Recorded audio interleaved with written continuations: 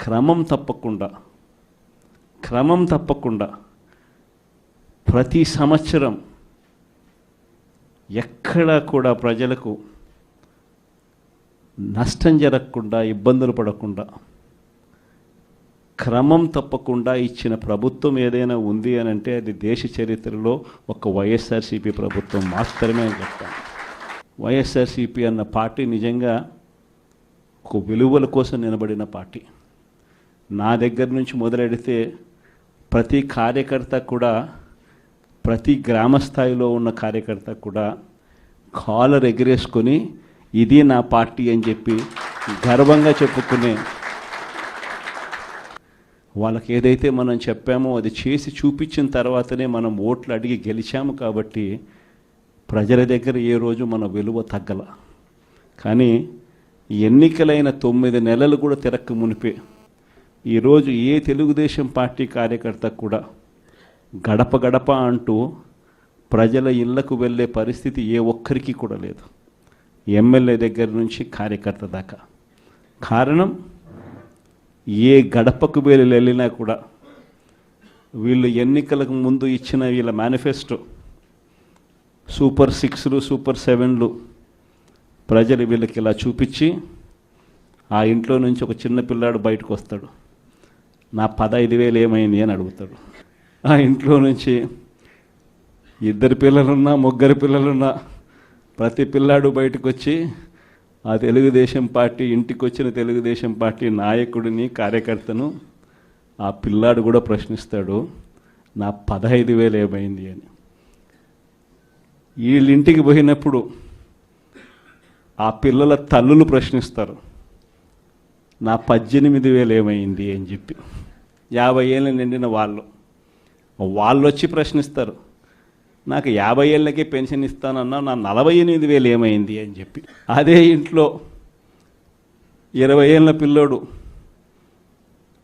ఆ పిల్లాడు వచ్చి ప్రశ్నిస్తాడు, నాకు నెల 3,000 ఇస్తానన్నా 36,000 ఏమైంది, నా 36,000 ఏమైంది అని. అదే ఇంట్లో బహుశా విజయవాడలో కొంచెం రైతులు తక్కువేమో కానీ కొంచెం గ్రామీణ ప్రాంతాలకు పోతే రైతులు కూడా, కండువా వేసుకొని వచ్చే ప్రతి రైతు కూడా నా 20,000 సంగతి ఏమైంది అని అడుగుతాడు. ఇలా ఏ ఇంటికి వెళ్ళినా కూడా తెలుగుదేశం పార్టీ నాయకులకు కానీ, కార్యకర్తలకు కానీ ప్రజలకు సమాధానం చెప్పుకోలేని పరిస్థితుల్లో వాళ్ళు ఉన్నారు. ఎన్నికలప్పుడు ఏదైతే మాట చెప్పాడో ఆ రోజేమో మేము చెయ్యకపోతే మా కాలర్ పట్టుకోండి అని అన్నాడు. మరి ఈరోజు ప్రజలు కాలర్ పట్టుకుంటారేమో అని చెప్పి భయపడి రెడ్ బుక్ రాజ్యాంగం నడుపుతూ ఉన్నారు. ఈరోజు ఏమంటా ఉన్నారు, ఎన్నికలు అయిపోయిన 9 నెలల తర్వాత ఈరోజు ఏమంటా ఉన్నారు, సంపద సృష్టించడం ఎట్టనో నా చెవిలో చెప్తే నేను తెలుసుకుంటాను అంటున్నాను. ఇది వాస్తవాలు.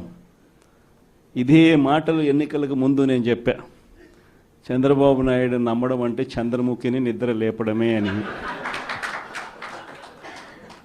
ఇదే మాటలు నేను ఎన్నికలప్పుడు చెప్పిన, చంద్రబాబు నాయుడు నమ్మడం అంటే పులి నోట్లో తలబెట్టడమే అని చెప్పి. ఇదే మాటలే నేను చెప్పా మేనిఫెస్టో ప్రజెంటేషన్ చేసేటప్పుడు. ఇక్కడే ఇలా నిల్చుని ఇలా మేనిఫెస్టోని ఇలా చూపించా. మన మేనిఫెస్టోని ఇలా చూపిస్తూ వాళ్ళు చెప్పిన మేనిఫెస్టో హామీలను కూడా ఇలానే చూపిస్తూ చెప్పా. సాధ్యమయ్యేటివి కాదయ్యా చంద్రబాబు నాయుడు చెప్పేటివి. రాష్ట్రానికి సంబంధించిన బడ్జెట్ ఇది, మనం చేస్తూ ఉన్న బటన్లు నొక్కే కార్యక్రమం ఇది, దీనికే ఇంత డబ్బు ఖర్చు అవుతుంది.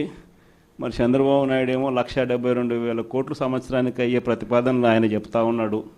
సూపర్ 6లు మోసము, సూపర్ 7లు మోసము అని చెప్పి చెబుతూ మనమేం చేయగలుగుతాము అన్నది కూడా ప్రజలకు అర్థమయ్యేట్టుగా కూడా మేనిఫెస్టో సందర్భంగా కూడా చెప్పడం జరిగింది.